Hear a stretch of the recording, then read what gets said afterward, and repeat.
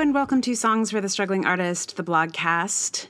I am back from a bit of a pause in podcasting world. I was away on a writing retreat residency up in Vancouver, Canada, which was lovely and beautiful and such a great...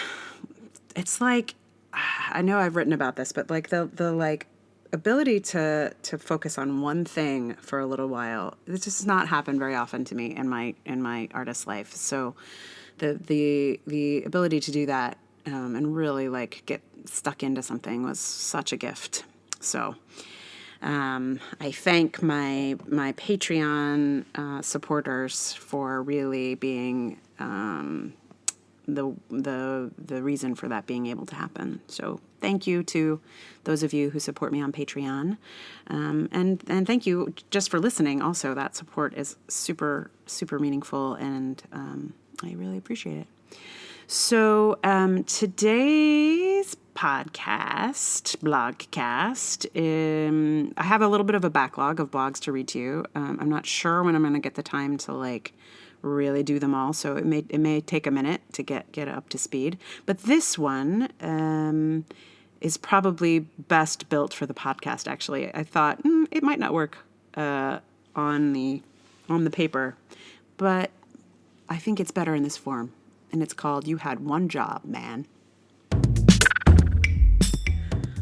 I will preface what I am about to tell you with the fact that I spent much of the evening before this day wading in the mucky pool of the aftermath of the news about Louis C.K.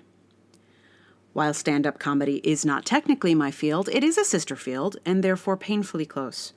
So I began my day still marinating in both the horrors and the hope of this world laid bare, and I felt pretty ready to tear it all down.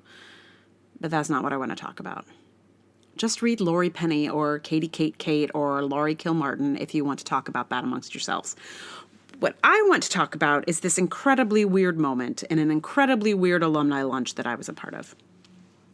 In the middle of the lunch, a tall, middle-aged man stood up at the mic and proclaimed that he did not have his glasses and was going to mispronounce everyone's names. His job was to point out the various alumni volunteers so that students could find us. This job should have taken 2 minutes. He had maybe 17 names to read. And this reading of the names took, what with the hemming and the hawing and the, oh, you see, I need my glasses, and the repetition of needless instructions, probably 10 minutes. The man had one very easy job, and he was appallingly bad at it. And in some contexts, I could be very forgiving of such incompetence. If we were at a senior center, for example, I'd not have given it a second thought. But it's 2017, and the world is run by incompetent men who have gotten away with terrible things and stupid things, and I have zero patience with any old white man who has power over women. There was, at this event, a staff of incredibly capable women standing to the side watching this moment and wanting, I imagined, to jump in and help the car wreck in front of them, but unable to, because this guy has a fancy title. He's the president of the Alumni Association. So a room full of people just quietly sat there. Well, truthfully, I didn't sit quietly. I cracked jokes to the student next to me, while a buffoon rambled on. One job, man. You had one job. Listen, I sympathize with missing glasses. I need them too. But I can come up with 6 ways to solve this problem that would not have involved putting a room full of mostly women through that terrible show. And anyone who has had to fight their way into a room would do the same. And I know that my fury about this is out of proportion with the offense. I spent a day trying to unpack why this event made me, at dinner that night, want to disembowel the air with my chopsticks. And I don't yet have an easy answer. Here are some factors that seem to be driving my violent chopstick impulses.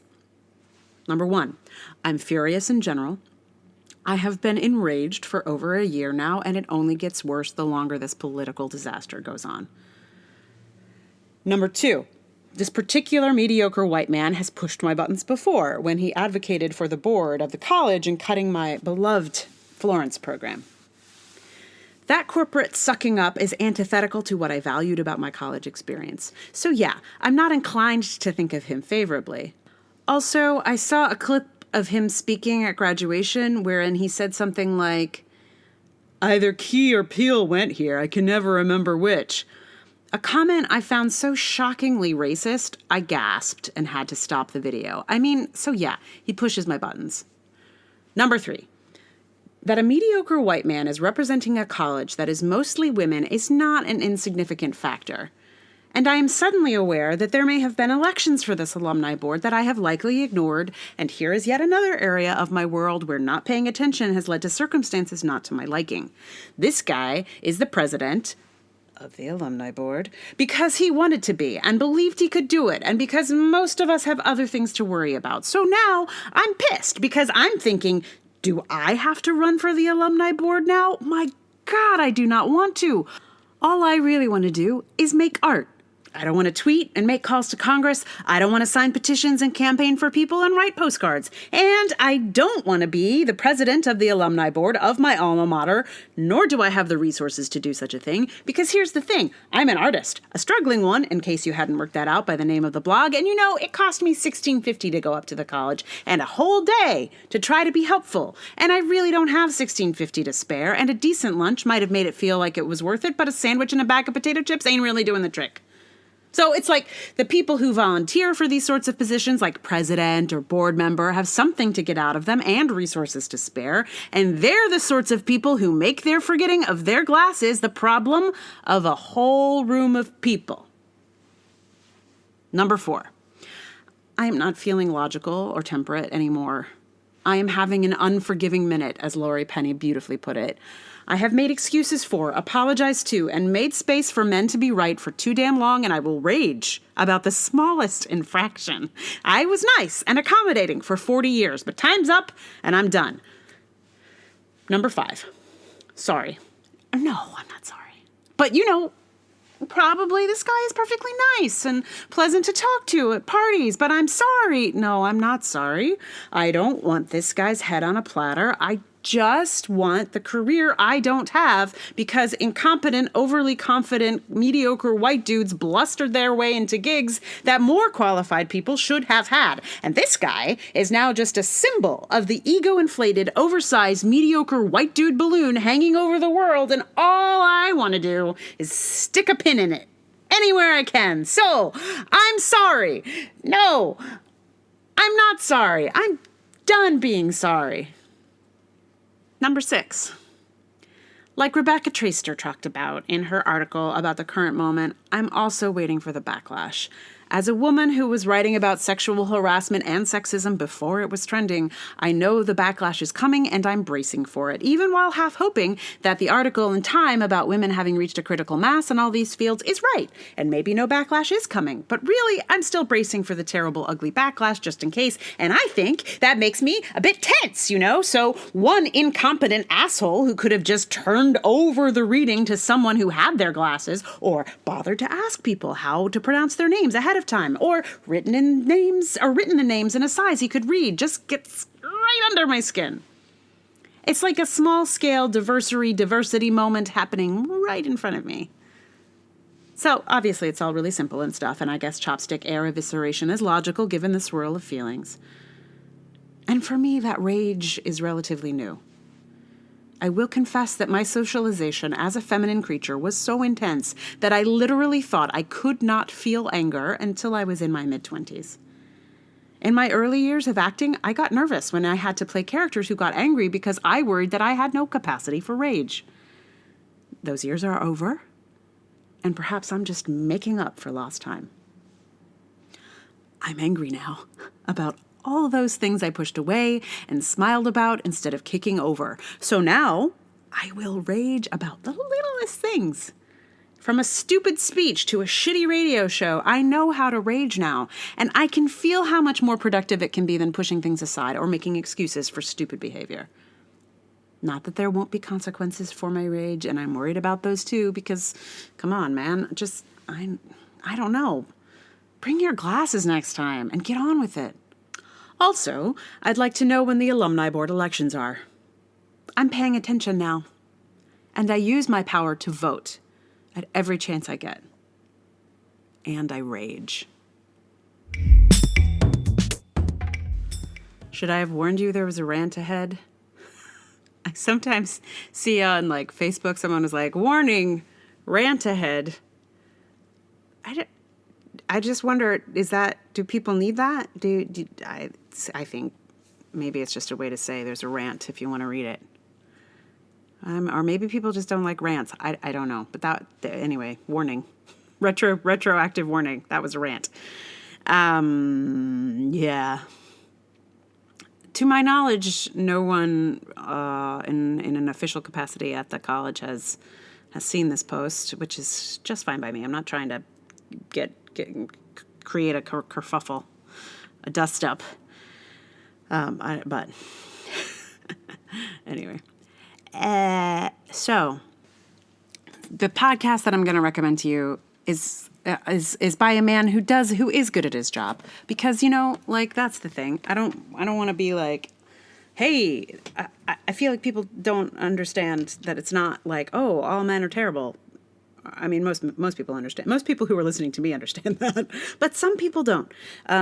So I'm going to recommend a podcast by a middle-aged white man, because this is a middle-aged white man who is good at his job. In fact, quite fantastic at his job. So, hooray for this middle-aged white man. The podcast is called The Bugle. It's Andy Zaltzman is the host, and it used to be Andy Zaltzman and John Oliver, but John Oliver has other things to do these days. So Andy Zaltzman hosts it himself, but he has a guest host with him every time. So he got Hori Kondabolu is on as a co-host, and I think his name is Anuva Pal, who's an Indian comic, like from India, in India. And he has his sister sometimes co-host with him, and an English comedian called Nish Kumar, who is hilarious and has an awesome laugh. So it's mostly dudes, and the host is he's funny. It's all very funny. It's like a news podcast, but joke news. So yeah, if you like to get your news from England, right, it's based in England too, I should have said. If you like to get your news from England in a joke form, then The Bugle is for you. So yeah, and for your song today, I have been going back and forth between two songs, and I'm recording this before I have made that decision. So maybe I'll just record. I'm gonna tell you it's either the song you're about to hear is one of two things, and then you will hear how I decided.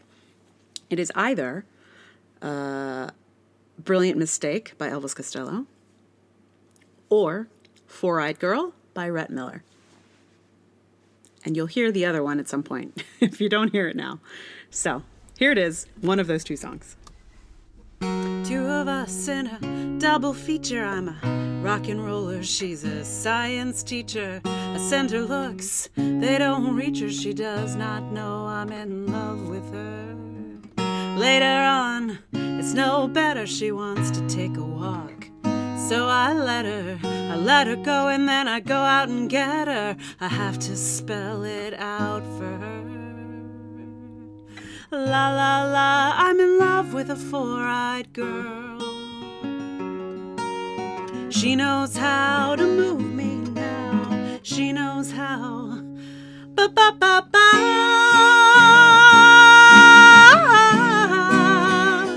Ba ba ba ba.